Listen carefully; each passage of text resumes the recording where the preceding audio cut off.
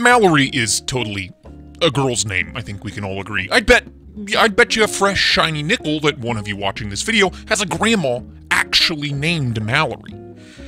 But Dylan Mallery is not a girl. He is in fact an artist turned knife designer that has over the course of the past few years dropped gem after gem after gem through partnerships with popular Chinese brands such as Wii and Civivi, Artisan Cutlery and CJRB, etc., etc. But it wasn't until very, very recently that Dylan decided to go off on his own and release a knife under his own brand, under his own name, a knife stamped with his own logo, a knife carrying the Mallery name proudly.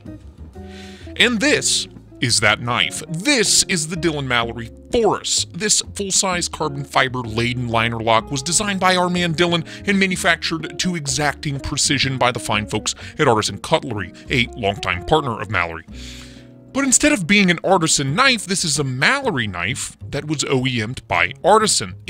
Semantics, really, let's not get caught up in it. And now this knife was a pre-order piece only available through Dylan's own website. The pre-order price was $185, and as I walk you through this piece, by the end of this video, I think you're gonna end up scratching your head, wondering how the hell did they make it so cheap? At least, you know, I think so. Looks-wise, this full-size folder closed up is a stunner. Right away, those marble carbon fiber scales, they make a powerful statement. There's a certain level of beauty in nature on offer here. The randomness of the pattern, the subtle voids and imperfections, the way they sparkle in the light at different angles. The scales here are just stunning, and on top of being mesmerizing to look at, they are also nicely contoured and finished to perfection. On the show side, we only have these two T6 body screws and the decorative pivot plug, proudly etched with Mallery's Batwing M logo, and the pivot is surrounded by this nice piece of stonewashed titanium. The backspacer is also a piece of stonewashed titanium that covers a good 75 to 80% of the back spine of the blade. Flipping it over, we're met with yet another pair of T6 body screws and that T8 pivot screw. And that's it. Very minimal hardware on this piece, and I always like to see that. The pocket clip is this nicely done stonewashed milled titanium job, and it does its job just flawlessly. It's not ultra deep carry or anything, but it carries nice and secure and has just been a dream coming in and going out of the pocket in nearly any pair of pants I own, which isn't that many pairs of pants, but you get the point. And another nice touch with the clip screws are hidden under the scale, which just adds to that nice, clean, and minimal aesthetic here.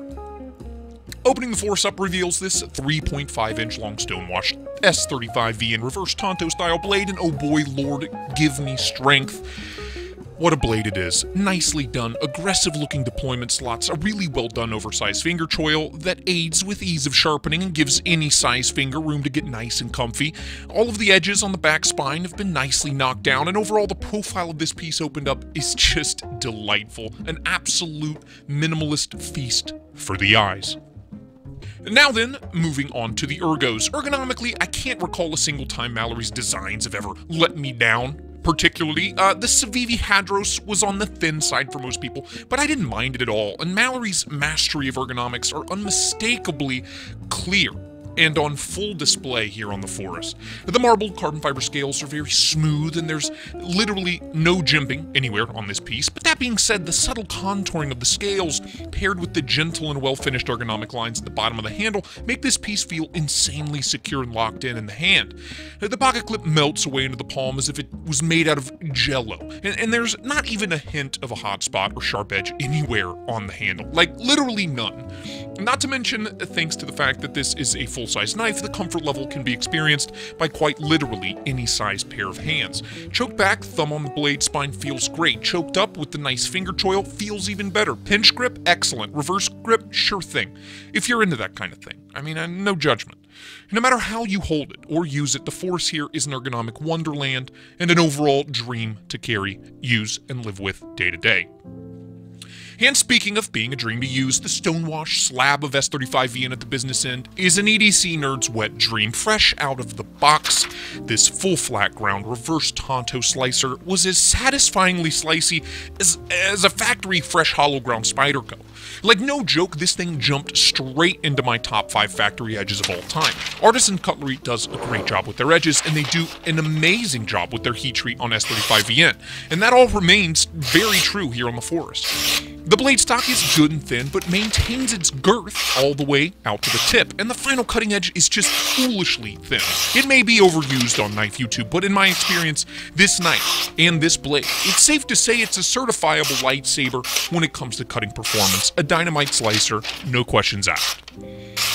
And finally, the action. The aforementioned reverse Tonto laser beam on this piece is riding on a set of silky smooth caged ceramic bearings, and I do mean silky smooth. The detent here is dialed in really well for thumb flicks and reverse flicks. For the thumb flicks, it is darn near impossible to fail it. Once the detent is broken, the blade is coming out. There's no question about it. On the Spidey flick, reverse flick, you can fail it, however, but only if you're being really kind of lazy about it, and or maybe you're actually in a coma. Either way, both modes of actuation are nice and snappy and insanely satisfying. On the close, access to the lock bar is really nice, really easy to get the fat of your thumb in there to disengage the liner lock, and once you do, the blade drops straight to your nail and takes only the gentlest of shakes to send it home. And going back to those silky smooth bearings on the close, they remain as silent and as smooth as an early morning open field after a fresh snowfall. And if you've experienced that, then you'll know that I simply mean they're really quiet. It's a great action overall, functional and fun in every way. So where does all of this leave me with the Dylan Mallery Phorus, manufactured by Artisan Cutlery? Well, let's bring it full circle and go back to that price. $185. Now, if you look up Artisan Cutlery's higher-end lineup, you'll notice that everything is basically $200 and up, across the board. And to be perfectly honest with you, the Phorus here is as good or better than a lot of those more expensive pieces. We get some insanely beautiful materials, titanium clip and backspacer, CPM S35VN blade, and that blade steel is heat treated to perfection, absolutely drop-dead gorgeous marble carbon fiber scales. It's all high class and it's all really beautiful. The action is wonderful, the detent is well tuned, the blade is a full-blown hair-splitting laser being built to cut without question. The ceramic bearings sing the sound of silence throughout the actuation, the Ergos are truly magical, and the overall build quality, fit, and finish are top-notch. I challenge you to find better build and a more beautiful knife at or under this price point.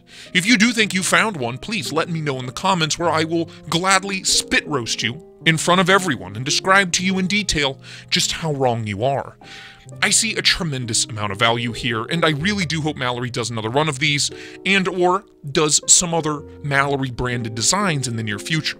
That way more folks can get their hands on them. I really highly recommend checking one of these out. If you see one come up for sale in the secondary, just grab it. You will not be disappointed, and I guess all that's left to say is, until next time, thank you for watching. Bye-bye now.